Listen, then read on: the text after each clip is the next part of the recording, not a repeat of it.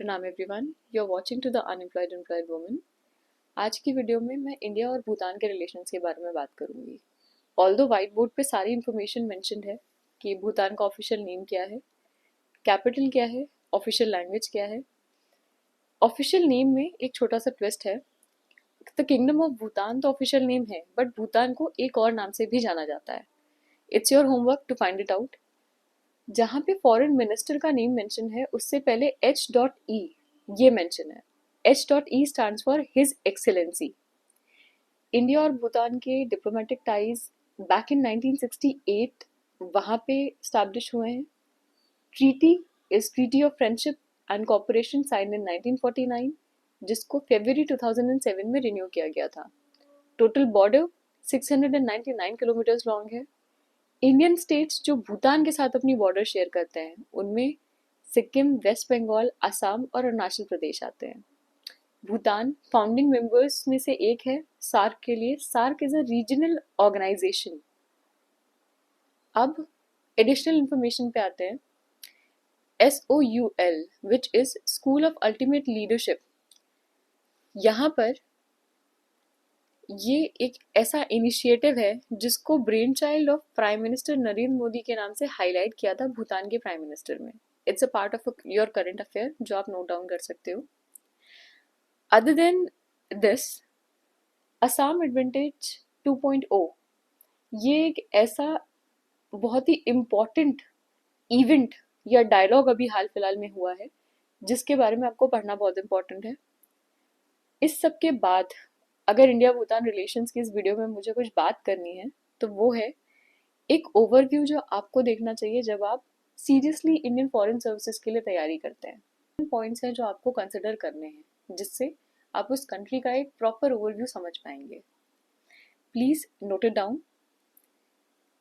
Country overview heading, under which you have to write point 1 official name, जहां आप उस country का official name लिखेंगे। पॉइंट नंबर 2 कैपिटल, उस कंट्री की कैपिटल क्या है। Point number 3 independence and government form. अगर वहां पे डेमोक्रेसी है तो कब मिली है, और अगर डेमोक्रेसी नहीं है तो कौन से फॉर्म की गवर्नमेंट है, मोनार्की है या फिर कम्युनिस्ट गवर्नमेंट है ये। पॉइंट नंबर 4 नेबरिंग कंट्रीज, उस पर्टिकुलर कंट्री जिसके बारे में आप पढ़ रहे हैं उसकी नेबरिंग कंट्रीज कौन सी हैं। मार्क हियर, नेबरिंग कंट्रीज का मतलब है immediate neighbouring countries, not extended neighbouring countries. Point number 5 total border length with neighbouring countries. यहाँ पर अगर हम इंडिया की बात करें तो इंडिया की जो टोटल बॉर्डर लेंथ है उसकी नेबरिंग कंट्रीज के साथ 15,106.7 किलोमीटर्स लंबी है जो लैंड बॉर्डर है, और जो कोस्ट लाइन बॉर्डर है वो 7,516.6 kilometres with island territories. Official resources से आप वेरीफाई कर सकते हैं, which is from the government website itself the same stats. यही सेम चीज आपको भी करनी है कि जिस भी कंट्री के बारे में आप पढ़ रहे हैं उसकी total length with its neighbouring countries आप मार्क करके लिख सकते हैं, which is eventually be helpful for you. Official language क्या है वहाँ की। Next point, number of states और प्रोविंसेस और एडमिनिस्ट्रेटिव स्ट्रक्चर क्या है उस पर्टिकुलर कंट्री का, which is the last point. आपको इन 7 पॉइंट्स का ध्यान रखना है।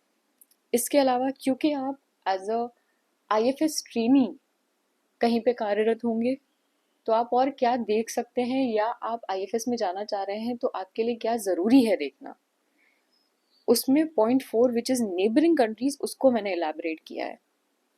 नंबर 1 जिसके अंडर में आपको मार्क करना है इज फॉरेन मिनिस्टर, उस पर्टिकुलर कंट्री के फॉरेन मिनिस्टर कौन है। नंबर 2 डिप्लोमेटिक टाइज कब स्टैब्लिश हुए हैं। नंबर 3 ट्रीटी या अग्रीमेंट उसका नाम क्या है, कब साइन हुआ है, किसके प्रेजेंस में साइन हुआ है, अगर रिवाइज हुआ है तो कब रिवाइज हुआ है।